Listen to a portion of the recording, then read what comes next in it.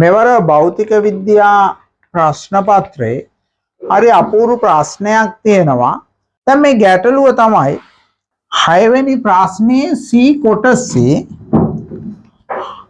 7 වෙනි කොටස. මේකේ තියෙනවා වයලින් කම්බියක් මූලික තානයෙන් කම්පණය වන එකක් ගැන. දැන් මූලික තානයෙන් කම්පණය වෙනවා. එතකොට මේ අංශු මේ කම්බියේ තියෙන අංශු මෙහෙම හෙලවෙනවා. අපෙන් අහනවා මේ ප්‍රශ්නේ අහන්නේ මේ කම්බියේ ගබඩා වී ඇති ශක්තිය කොපමණද? ඔක තමයි අහන්නේ.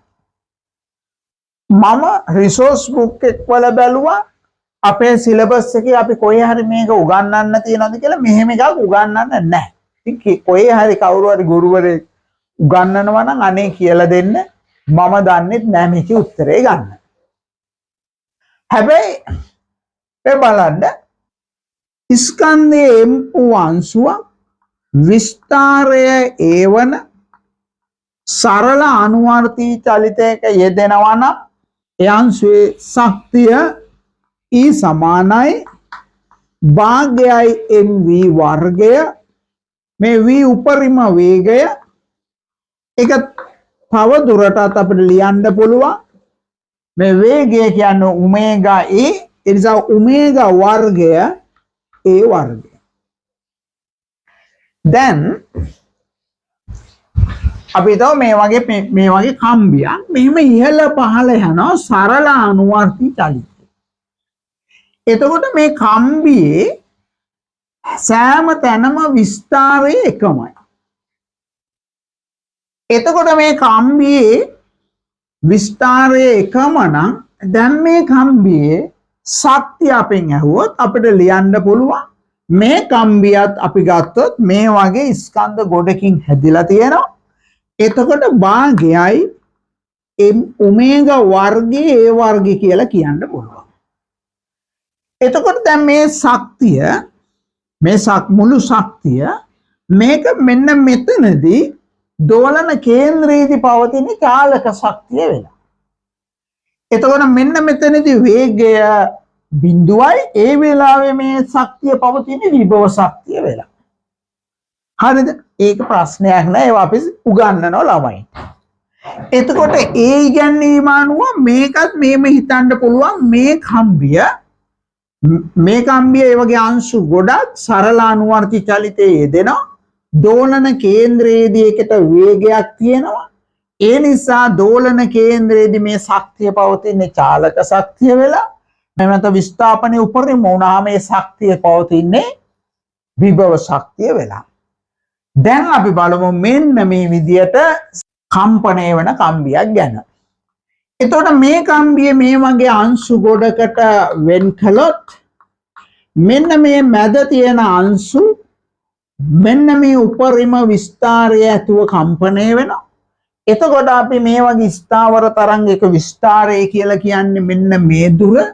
මෙතන අංශුව විතරක් අපිට පුළුවන් මෙහෙම ලියන්න භාගයයි m1 ඔමේගා වර්ගය a1 වර්ගය කියලා.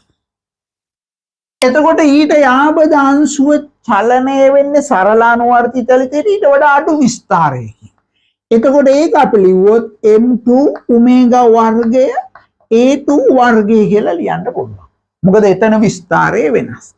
ඒ විදිහට ගත්තොත් මෙවැනි තැනක මේ කම්බිය කුඩා අංශු වලට කඩාගත්තොත් එතන ශක්තියනේ භාගයයි mn ඔමේගා වර්ගය an වර්ගය. එතකොට මේකේ මුළු ශක්තිය ලැබෙන්නේ මේ විදියට ලියන සියල්ලේම එකතු. මේ මැච් කරන අය මේ විදියට ගන්න උත්සාහ කරලා තියෙනවා. එහෙම උත්සාහ කරලා යම් උත්තරයක් ගන්නවා. දැන් මේකට උත්තරය දීලා තියෙන්නේ මේකටත් මෙන්න මේකමයි.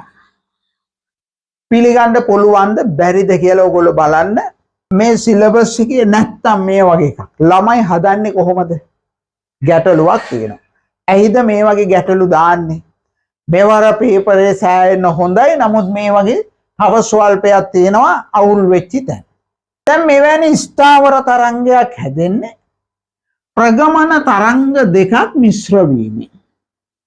එතකොට මෙහෙම යන එකයි ඊළඟට ආපහු එන එකයි.